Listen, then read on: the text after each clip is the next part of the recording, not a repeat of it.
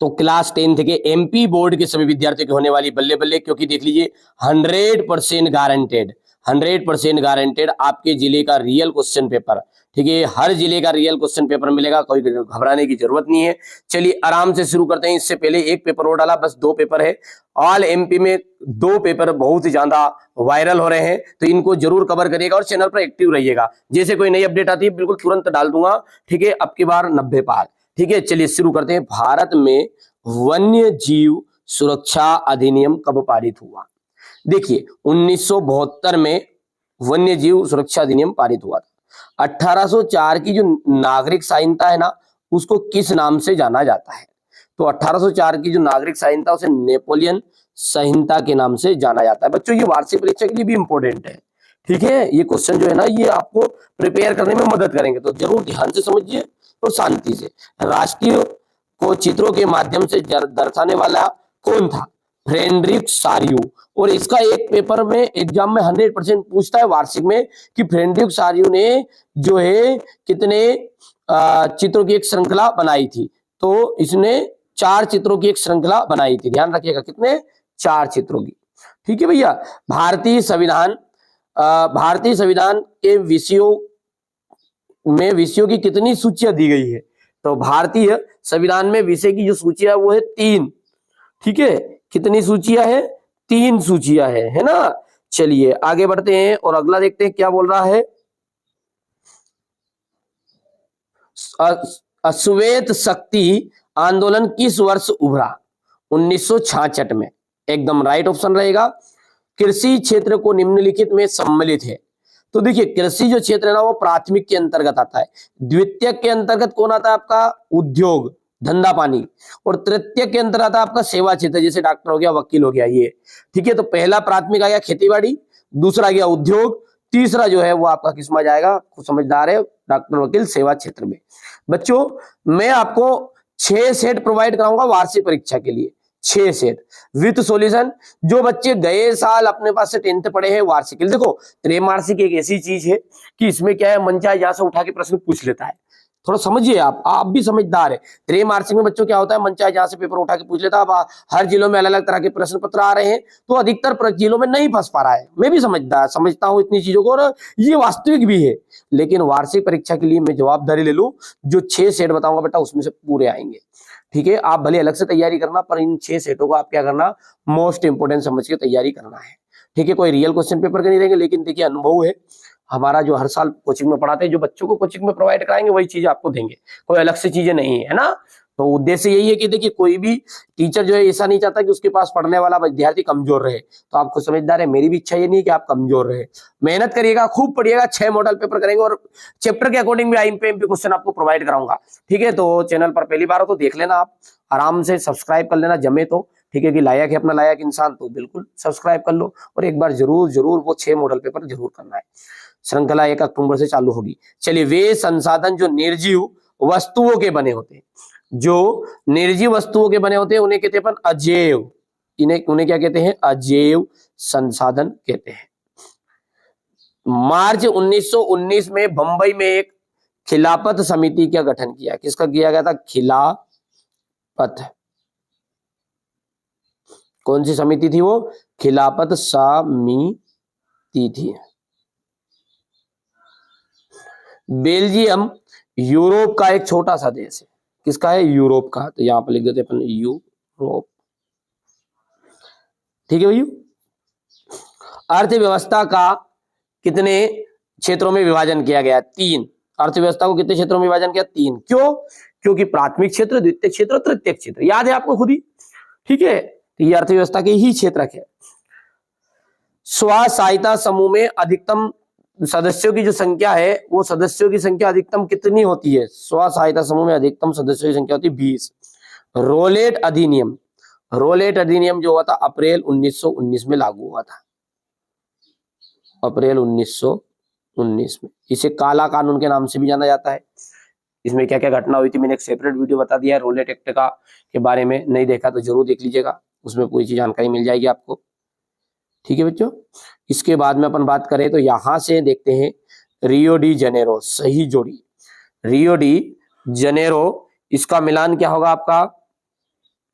जल्दी जल्दी बताइए, आप खुद ही बताने का प्रयास करो, है ना, थोड़ा सा, ताकि आपको भी समझ में आए। रियो डी जनेरो 1992 में ये पृथ्वी सम्मेलन था, ये हुआ था कहां पर, तो ये हुआ था ब्राजील में। कहा हुआ था? ब्राजील में। टाइगर बक्सर टाइगर रिजर्व, इसका हो जाएगा पश्चिम बंगाल। वंदे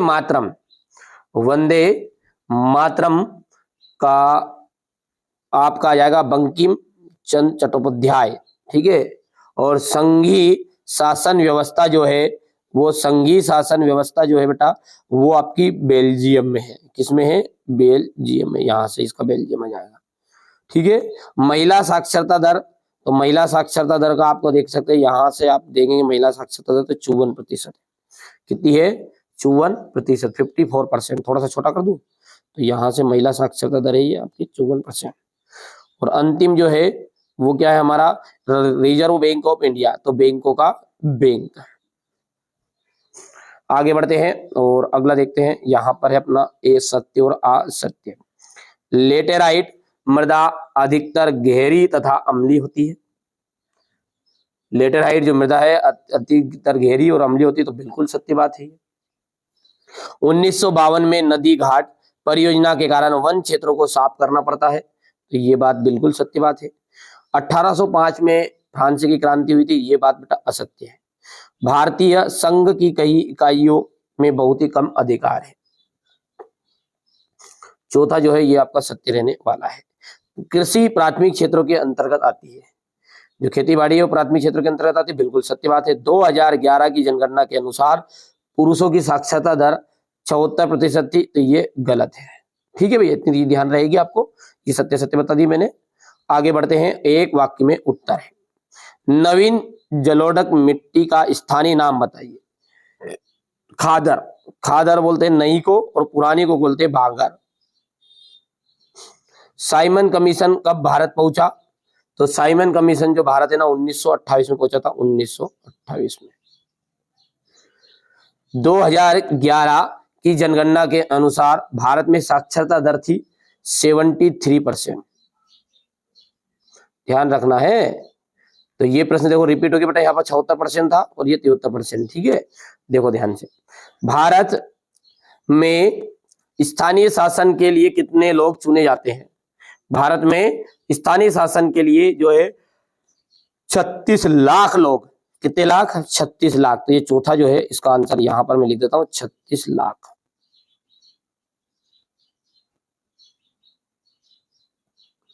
पांचवा जो है निजी क्षेत्रों के एक उद्योग का नाम बताइए। इसका यार टिस्को।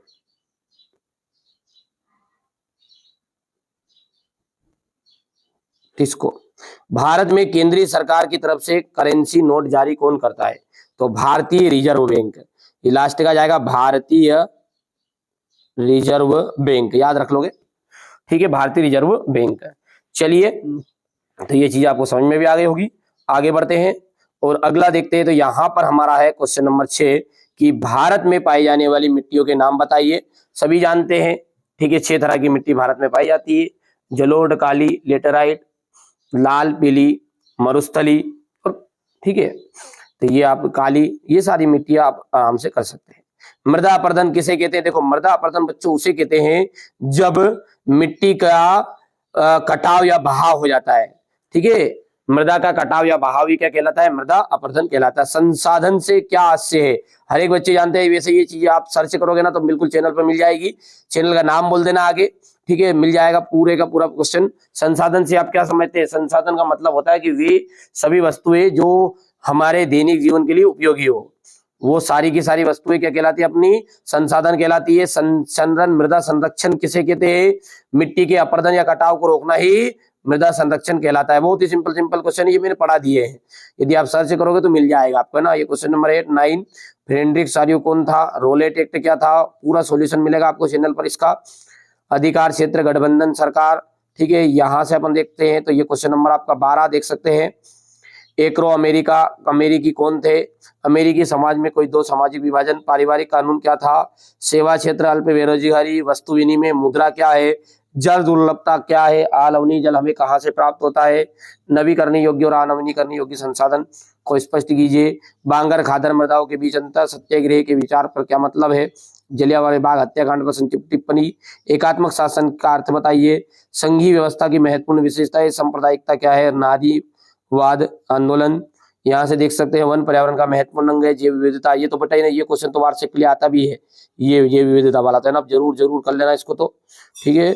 साइमन कमीशन पर टिप्पणी, भारत के लोगों ने रोलेट एक्ट का विरोध क्यों था, ये क्वेश्चन भी वार्षिक के लिए महत्वपूर्ण है। तो बच्चों मैं आपको है ना मॉडल पेपर प्रोवाइड कराऊंगा किनके, वार्षिक परीक्षा के लिए, जिन बच्चों को वास्तव में एनुअल एग्जाम के लिए, क्योंकि अभी अंतिम पेपर है, ठीक है, अंतिम पेपर है, इसके बाद में अपन वार्षिक पेपर के लिए अच्छे से तैयारी करेंगे। तो वार्षिक परीक्षा के लिए तैयारी करने के लिए 6 मॉडल पेपर दूंगा विद सॉल्यूशन विद पीडीएफ, श्रृंखला चालू हो जाएगी 1 अक्टूबर से। जो बच्चे नहीं जुड़े हैं जुड़ जाएगा, चैनल पर पहली बार हो सब्सक्राइब कर लीजिएगा। चलिए मिलते हैं अगले वीडियो में।